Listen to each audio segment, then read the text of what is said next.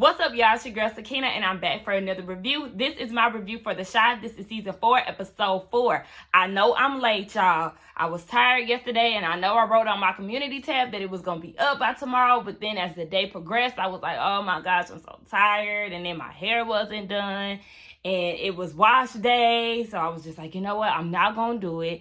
You know, that's why I got my wig on, okay? What lace? This lace. I ain't had time to be trying to make it cute and all of that. I just slapped it on for the review purposes because my hair is still wet. So yes, that's that. I do apologize, but you know, better late than never, right? I'm here. Now let's go ahead and get into this review and this episode. Now it opens up with them playing my man Lucky Day, Karma. I got me a new girl. Hey, call herself Karma. Told her if I ever got the chance to, I'll go and meet her mama. Y'all know I go up for that album. The Painted album is one of my favorite albums of all time, especially with like a new age artist. That's a lot coming from me, but I absolutely love that album. It's about from start to finish, no skips. Like seriously, if you have not listened to Lucky Day, if you don't know about his music, go ahead and give him a listen because that's my man. You ever fall in love with somebody just based off of their talent?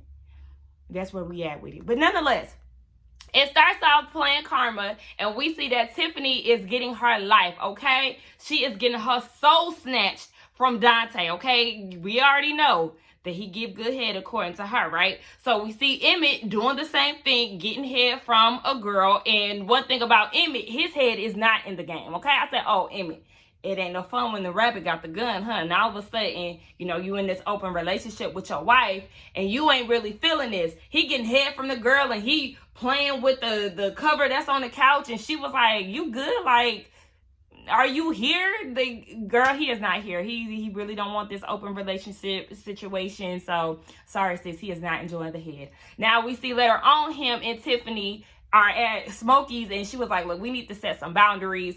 Or no, they was in a car and they wanted to set some boundaries, and the boundaries are no sex in the house or the car. They have to disclose that they're married. And Emmett is like, hold on, wait, no, because a lot of women, they protect black women stuff, so I don't really want to go that route. And then she was like, well, you need to fuck a white girl. And he was like, no, I don't like white girls. I said, I know that's right, Emmett. We don't do that. We do not do that. So yeah, he having a hard time with that because he also wants her not to have sex with Dante. He is so bothered by Dante. Like he knows that he's losing his girl to Dante. So he doesn't want it to go any further than what it already is. Because later on or earlier in the episode, he did say that he didn't want her to be playing house with Dante and all of that. So yeah. He just was like, you can't mess with him no more. And she was like, no, because he was already here before we set those boundaries. So yeah, just let me do this one guy because she don't want to be slutted out, okay, by the rest of the niggas of Chicago. Now, what? Oh, so she goes to Dante's house later on and she's calling his name, and then he comes up and he's hugging on her and she all smiles and stuff. I said, yeah. Emmett, you really need to be worried about Dante because he's really about to snatch your girl up, because we do not see Tiffany smile that hard with Emmett. Like I said, she barely want to show him any type of affection. But when it comes to Dante, baby, that new dick is hitting real hard. Now, speaking of new dick, let's move on to Tracy. She done woke up at Duda's house. And I said, okay, so you done woke up in the bed. Did Rosalind sleep with y'all? Where she sleep at? Did y'all end up scissoring? Like, what happened with that? So she goes downstairs and Rosalind is eating breakfast, and she was like, congratulations, you fucked the mayor. So Tracy was like, okay, so what do I win? Rose asked her, what do you want to win? And she don't have an idea. And see, that's the thing. You just doing any and everything, Tracy. You not fucking with a purpose. See, Rosalind, she know what she doing. You know, that's her husband.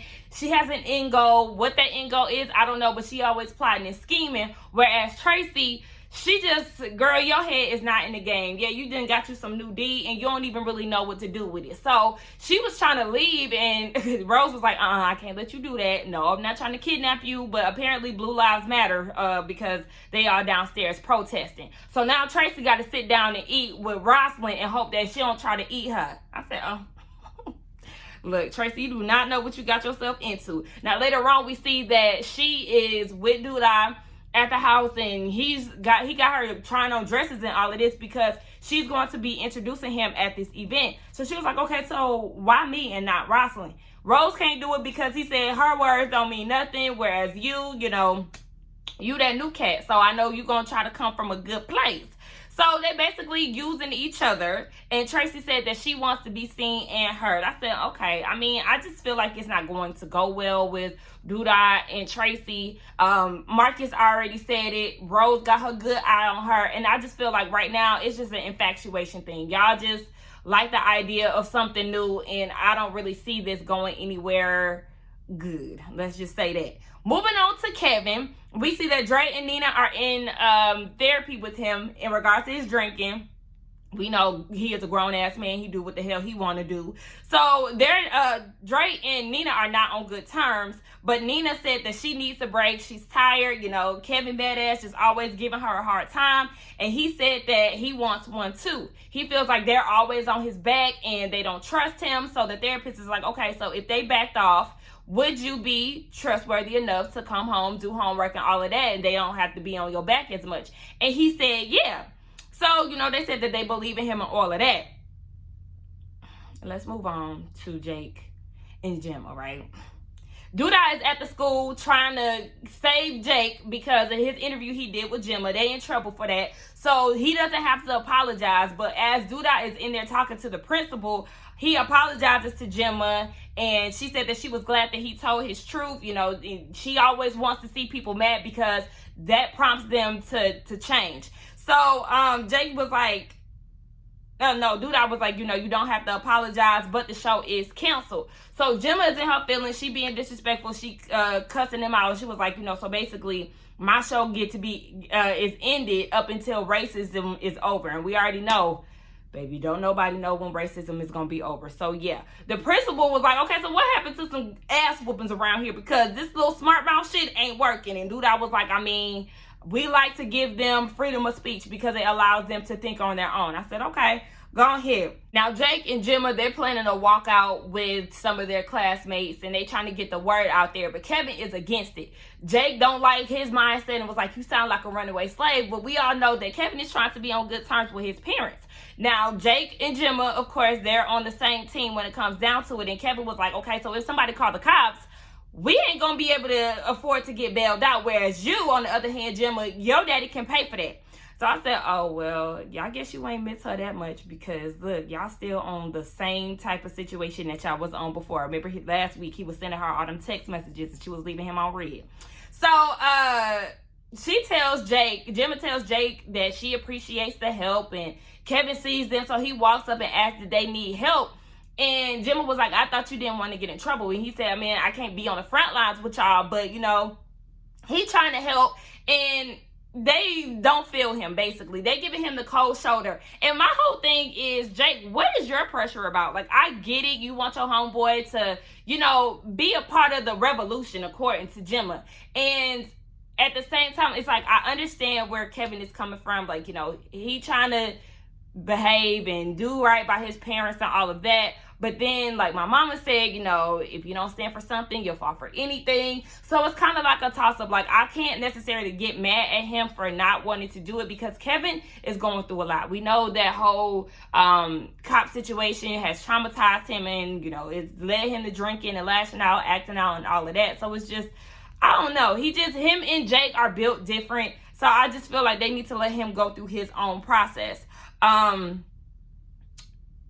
Okay, so it's time for the walkout, and Jake is looking at Kevin like, is you down to ride? Like, is you coming or not? So then Jake and Gemma, they get up and they walk out. Kevin is left behind, and it was a white girl who is there as well. She was like, a lot of the people ain't trying to come because they just don't want to do it. Now, Gemma had blamed it on Kevin and how he scared everybody. I don't think that was his fault. I just feel like they just wanted to blame something on Kevin. So, yeah, it's just the three of them. They want to talk to the principal, and the principal ain't even there. So, Jake was like, all right, I got a plan B. So, his plan B was to pull the fire alarm. And the white girl was like, go, run. I'll stand here as a white shield or something she said. I was cracking up when she said that.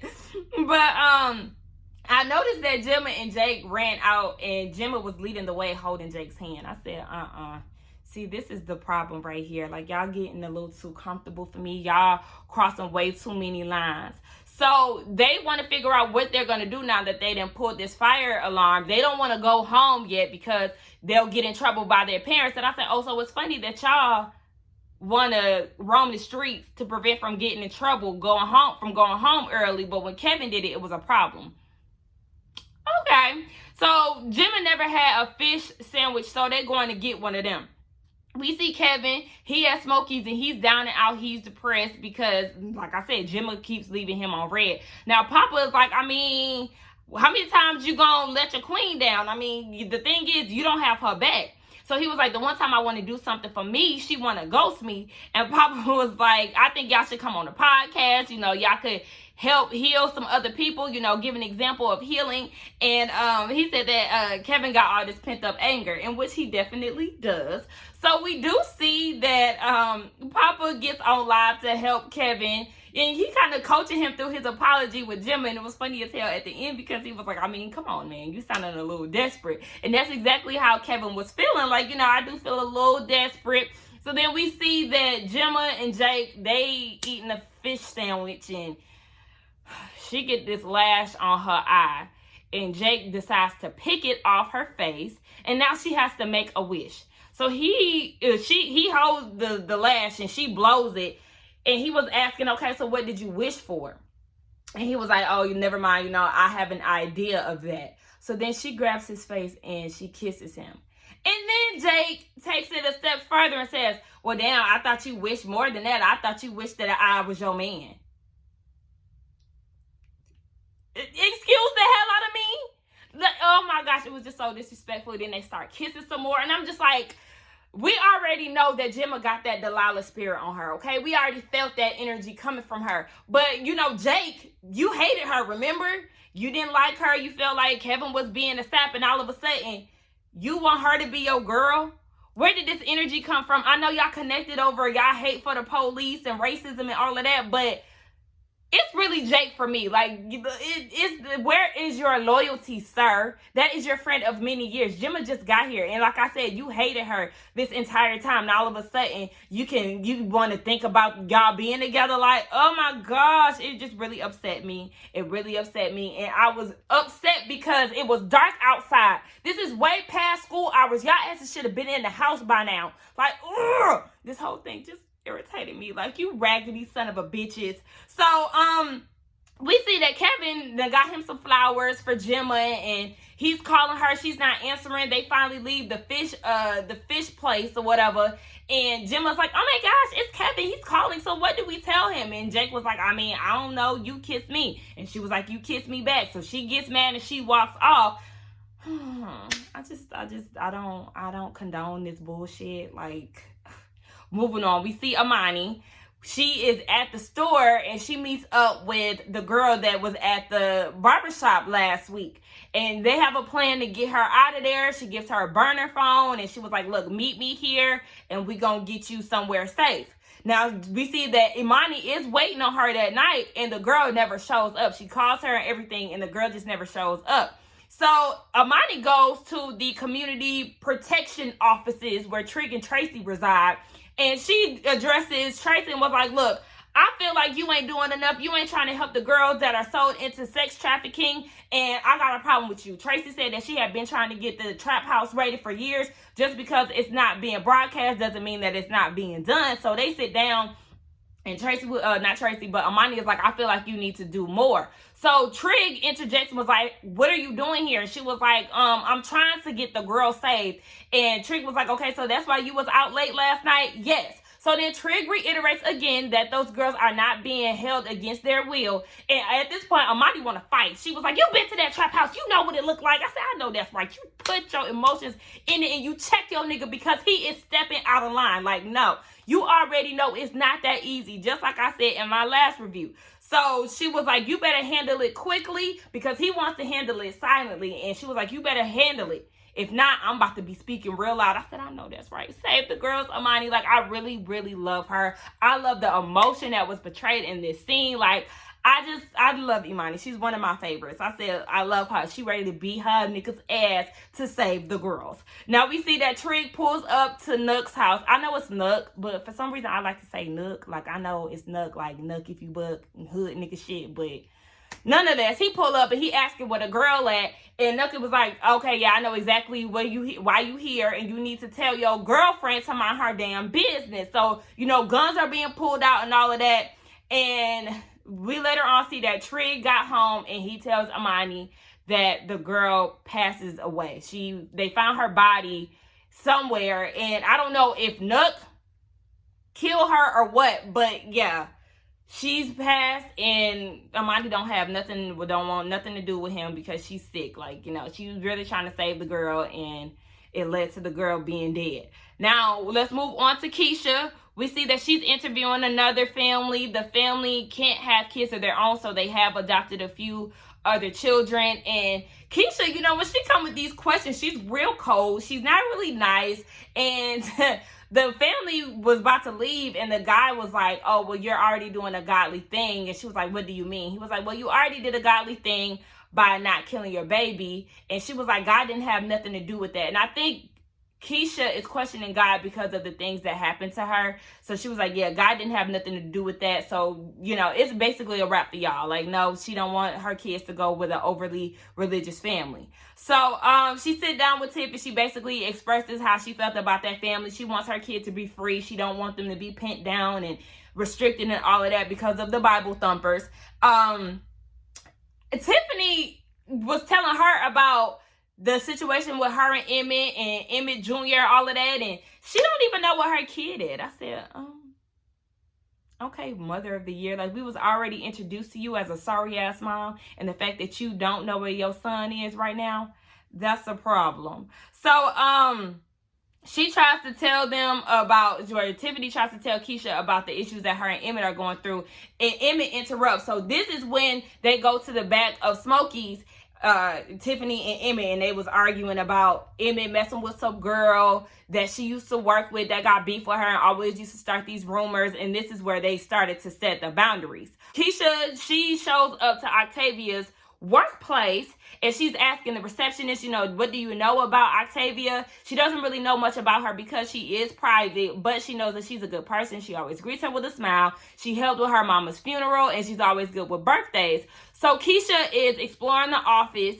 and she notices some of her architectural designs, and she's admiring them. So she's asking Octavia, how would she describe her if she was a building?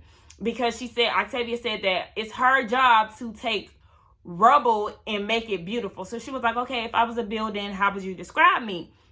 And basically she said that she would describe her as a kind of building that is sturdy and that can withstand any obstacles, like natural disasters and all of that, too strong to destroy. And that really touched Keisha's heart. So we see them getting ready to go get something to eat, and Keisha has pregnancy pains, which leads her into the hospital. So the doctor is explaining, like, it was just Braxton Hicks, but your blood pressure is really high, so we may need to induce you. And Octavia is not really feeling this because she's been here before. So she was like, I feel like you need to get a second opinion, and you don't need to just go with what the doctor is saying, because I wouldn't feel comfortable going with what the doctor said because he was not very personable. It just sounded like he was just trying to get some shit done just to get her out of there. And that's exactly what Octavia was feeling. So she was like, you know what? Let's get you some water, and let's just see how you feel after that. So later on, she get her little water, and she started feeling fine. So she's able to be released from the hospital. And when the doctor gave her the okay, Keisha gave her the okay and was like, I feel like you're the one. Like, I want you to have my baby. They say go with my gut, and my gut is telling me that you're the one. So shout out to her. I don't know if y'all noticed, but Nina was definitely giving a look like she wasn't that happy. I don't know if it was because she wants Keisha to have this baby, or if it's because Dre wasn't answering the phone. Speaking of Dre, we see that she's down at chemo with Jada, and she's trying to tell Jada, like, ma'am, I'm gonna need you to tell Emmett so I could tell Nina, because we already know she is giving me the cold shoulder. Like, something gotta give, sis. And Jada is scared to tell Emmett because she doesn't feel like he's going to be able to handle it. And Dre was like, I mean, I'm going to need you to give him a little more credit than that, sis, because, yeah, he needs to know that is your son. God forbid something happened to you and you just leaving your son in the dark. And she also told her, like, you need to lean on your man, Suede, a.k.a. Clarence, okay? Because I refuse to keep calling this man Suede. We need to know his real name because, yeah, this masseuse name is not working out. So she said that she was going to tell him tomorrow. We see that Emmett come over and, you know, he have another back and forth with Suede. And he was like, where my mama at? She got to talk to me. Why? Why is she always tired? Because you dicking her down? I said, oh my gosh, why? Emmett, why did you say that? Like, no. So he lets him in the house and he thought that she was in the room, but she was in the bathroom. So he sees that she's hugging the toilet basically. And Emmett was like, mama, you pregnant? And she was like, no, I have cancer. And you could just tell the look on his face. He was just so distraught. He didn't know what to say. And he goes home with Tiffany and, you know, they smoking and he just silent. So she was like, what's wrong? And he was like, you know, how you know that something is wrong with me? And she was like, because we connected. So he just starts crying. And I just felt so bad for him. Like, I couldn't do it, y'all. I could not do it. I just felt so bad. Now we see that Nina and Keisha gets home. And she's mad at Dre because Dre is at home at this point. And she was like, where you been at? Like, Keisha almost died. I was like, girl, I don't play with shit like that. Like, don't say I almost died. Don't make, like, death jokes because the power of the tongue is very strong. So I just feel like those type of things you do not speak into existence. But, yeah, she was just basically saying that she was at the studio or wherever she was at and she had to turn her phone off. I said, oh, you lying and Kevin lying too, talking about the flowers was for his parents, knowing damn well they was for Gemma. Now, they was in the bed and Nina is up, like, you know, something in her spirit just ain't sitting right. Meanwhile, Dre is sleeping like a baby and her phone goes off. So Nina gets up and she goes and checks Dre's phone and it's a text from Jada talking about thanks for keeping our secret. Jada, why would you send something so cryptic to Dre's